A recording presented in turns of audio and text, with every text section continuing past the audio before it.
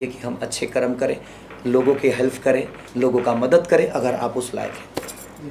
कोई अपने फैंस के लिए 2 लाइन में गाना अभी मत गवाओ भाई, मेरा गला बहुत फंसा हुआ है, मैं 4 दिन से लगातार गा रहा हूँ, तो माफ़ी चाहिए, माफ़ कर दीजिएगा। कभी इंटरव्यू राम के साथ करेंगे तो हम करेंगे। लिट्टी चोखा फैंस के ढेर सारी शुभकामना आप सबको कि आपने इतना प्यार दे रहे हैं, और मुझे लगता है कि इस प्यार को रोकिए मत। आप सबकी प्यार आज भोजपुरी इंडस्ट्री को इतना बड़े मुकाम पे खड़ा कर दिया है कि हिंदी के लोग भी कह रहे हैं कि हमारा सिनेमा नहीं चल रहा है और भोजपुरी चल रहा है। इससे समझ में आता है कि हमारी भोजपुरी कितनी आगे है। ऐसा ही कोशिश अगर आप लोग करिएगा तो थिएटर इससे भी ज़्यादा खुलेंगे, और खुल के एक नया कीर्तिमान पैदा होगा कि नहीं, हिंदी नहीं, हमारा भाषा, अपने भाषा के लिए जितना आप कर सकते हैं।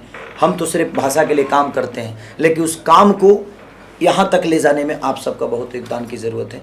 तो कोशिश करिए, ऐसे ही प्यार देते रहिए। थैंक यू सो मच भैया। सबसे पहले तो आपको ढेर सारी बधाई। आज आप पटना बिहार में हैं और लिट्टी चोखा जोर शोर से चल रही, पब्लिक का ढेर सारा प्यार आशीर्वाद मिल रहा है। क्या कहना चाहिए? आप सिनेमा हॉल पे जाने वाले थे। और सबसे पहले दशहरा की ढेर सारी शुभकामना आप सबको कि माता रानी ने सबको कोरोना काल से बचा के आप सबको हमारे बीच में रखा है। ये हमारे लिए हमारा सौभाग्य है जो हमारी जनता आज भी सुरक्षित है और खेसारी को प्यार देने के लिए हॉल तक आ रही है। तो लिट्टी चोखा से जुड़े हुए सारे कलाकारों को मेरा ढेर सारा शुभकामना। डायरेक्टर, प्रोड्यूसर, डिस्ट्रीब्यूटर, बुकर से लेकर हर आदमी का जो प्यार मुझे मिला है, उस प्यार के लिए मैं गदगद हूँ और आजीवन आप सबका कर्जदार हूँ।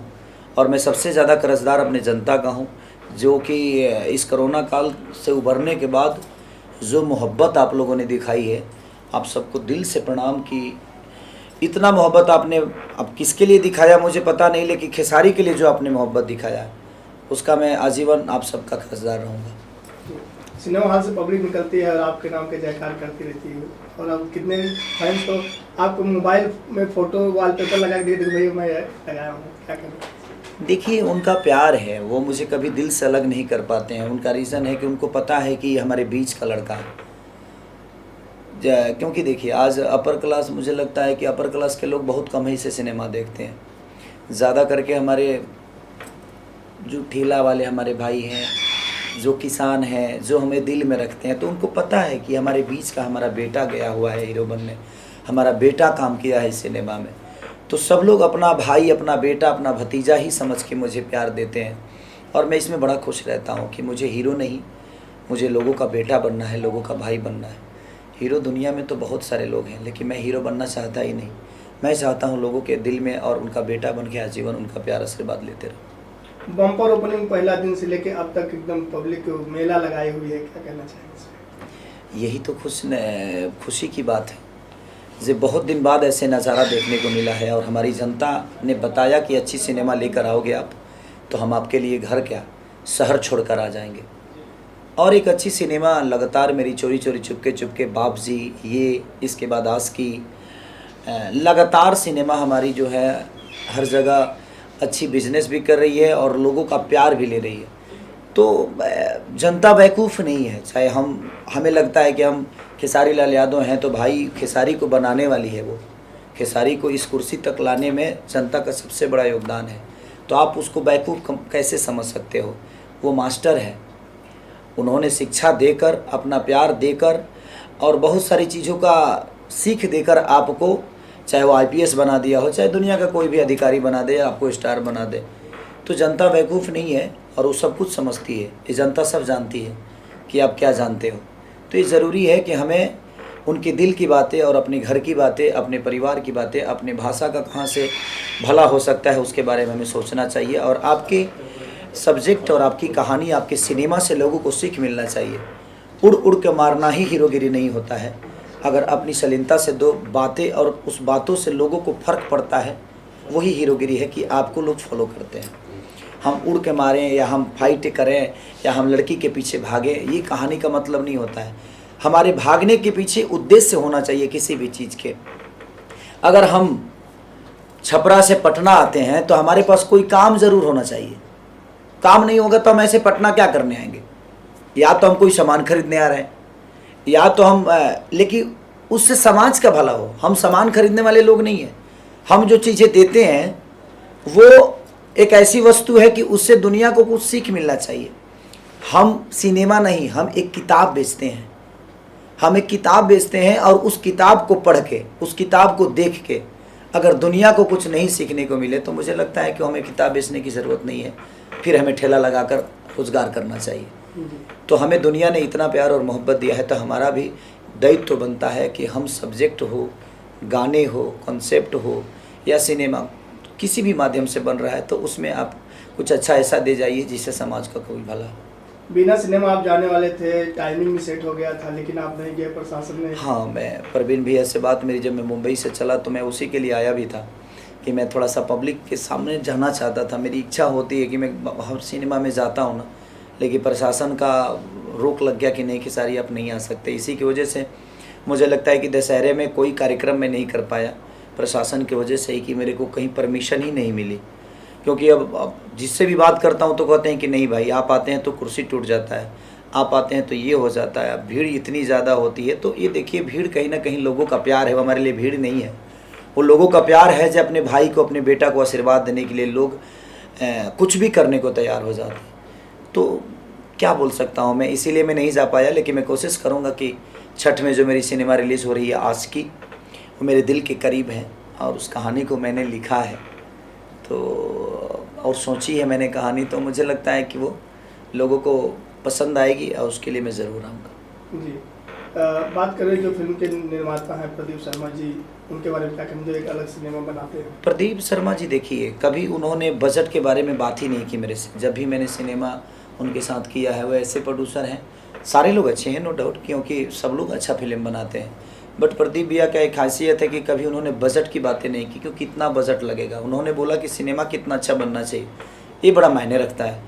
तो मुझे लगता है कि प्रदीप भैया एक कैपेबल इंसान है और वो पैशन के साथ सिनेमा बनाते हैं। उनको कहानी से भी लेना देना होता है और उनको कैरेक्टर से भी लेना देना होता है। तो जब तक आप कहानी पैसे के लिए सिनेमा बनाइएगा तो पैसा नहीं, और बिजनेस के लिए कोई सिनेमा बनाएगा तो पैसन वो सिनेमा नहीं बना पाएगा, तो फिर वो बिजनेस करने के लिए आएगा। लेकिन पैसन से सिनेमा बनाइएगा तो शायद आप अच्छा बिजनेस भी कर पाओगे, क्योंकि जब आप अपने बेटे से खुद ही प्यार नहीं, लापरवाही के साथ आप अपने बेटे का परवरिश करोगे तो मुझे लगता है कि वो क्या बनेगा आपको भी पता है। तो कहीं ना कहीं वो अपने बच्चे को अच्छी शिक्षा देने की कोशिश करते हैं, उसके लिए बेहतर स्कूल क्या हो सकती है वो हमेशा कोशिश करते हैं कि इसको अच्छे शहर में पढ़ाया जाए, इसको अच्छा स्कूल दिया जाए। तो अच्छा स्कूल देने के लिए पैसे तो लगेंगे आपको, तो इसीलिए शायद मुझे लगता है कि लिट्टी चोखा का इतना अच्छा रिपोर्ट भी है, लोगों का प्यार भी मिल रहा है। और आशिकी में भी उन्होंने बहुत खर्चा किया और बहुत प्यार से आशिकी को बनाया उन्होंने। परवीन जी जो फिल्म डिस्ट्रीब्यूटर हैं, उनके बारे में क्या कहना, आपकी फिल्में रिलीज़ करते हैं पब्लिक? देखिए, फूल के बारे में क्या बोलूँ मैं, वो तो समझ लीजिए कि हम लोग एक तो पोस्टर हैं, लेकिन इस पोस्टर को इस कुर्सी से उठाकर और पूरे गांव में फैला देना ये छोटी बात नहीं है। तो डिस्ट्रीब्यूटर जो होता है, कंपनियां में बहुत सारी चीज़ें होती है, बट सबसे ज़्यादा योगदान होता है उस दुकानदार का जो उस सामान को बेचता है, क्योंकि वही हमें पुश करता है, हमारी चीज़ों को दुनिया तक पहुंचाने का काम डिस्ट्रीब्यूटर करता है। तो परवीन भैया एक अच्छे इंसान के साथ साथ एक अच्छे डिस्ट्रीब्यूटर भी हैं, जो कि हम सब सारे कलाकारों को बहुत प्यार करते हैं। पराग जी की बात की जाए, क्या कहेंगे? पराग जी एक अच्छे डायरेक्टर हैं, अच्छे टेक्नीशियन हैं, अच्छे इंसान हैं। और हमारी रिलेशन एक डायरेक्टर और हीरो वाली नहीं है, हमारा रिलेशन उनसे एक भाई, बड़ा भाई छोटा भाई का है। तो मैं किसी भी डायरेक्टर के साथ काम करता हूँ तो एक बड़ा भाई छोटा भाई का ही फ़र्ज़ अदा करके करता हूँ, क्योंकि देखिए, अगर हम स्टारडम अपनों में दिखाएंगे तो शायद वो सिनेमा नहीं बन पाएगी। इसलिए हमें एक छोटा भाई बन के काम करेंगे, बेटा बन के काम करेंगे तो शायद, मैं पहले भी बोला कि गोद में रहेंगे, तभी कोई आपके लिए सोचेगा। तो हम जिस डायरेक्टर के साथ काम करते हैं, हम हीरो बन के नहीं, हम एक बेटा बन के, एक भाई बन के काम करते हैं, तो शायद इसीलिए स्मूथ हम लोग का काम हो जाता है। जी, लिट्टी चोखा म्यूजिक की बात की जाए, काफ़ी देसीपन है इसी में। जो एक गाना है मोहल्ला माचिस हो गया, जो बॉलीवुड सिंगर स्वाति शर्मा जी ने गाया है, क्या कहना चाहेंगे? देखिए, स्वाति बहुत अच्छी प्रदीप जी की पुत्री हैं, हमारी भतीजी हैं, तो अच्छी गाई भी हैं वो। मोहल्ला माचिस हो गया, और उसमें सारे गाने बड़े कमर्शियल हैं और लोगों को अच्छा लगता है, तो इसीलिए शायद लिट्टी चोखा का ये इतना अच्छा रिज़ल्ट भी है, क्योंकि लोगों को हर चीज़ अच्छा लग रहा है। उसकी क्लाइमेक्स से लेकर, मेरा लुक चेंज से लेकर, उसमें सस्पेंस जो है उसको भी लोग बहुत तारीफ़ कर रहे हैं। गाने की बहुत तारीफ़ कर रहे हैं, सब आर्टिस्ट की तारीफ़ कर रहे हैं। तो कहीं ना कहीं एक बेहतर चीज़ होने के लिए सबकी योगदान की ज़रूरत होती है। हम तो हैं, देखिए हम स्टीयरिंग हो सकते हैं, हम इंजन हो सकते हैं, लेकिन एक इंजन से चीज़ें नहीं होती है, बहुत सारी पार्ट जुड़ते हैं तब एक बड़ी गाड़ी रेडी होती है। तो सबका योगदान है, उस सीट कवर का भी उतना ही योगदान होता है, उसी तरह के स्पॉट बॉय के भी उतना ही योगदान है हमारे सिनेमा के लिए। तो ठीक है, हमें दुनिया ने ऊपर रखा है, अपने प्यार में रखा है, ये हमारे लिए सबसे बड़ा सौभाग्य की बात है।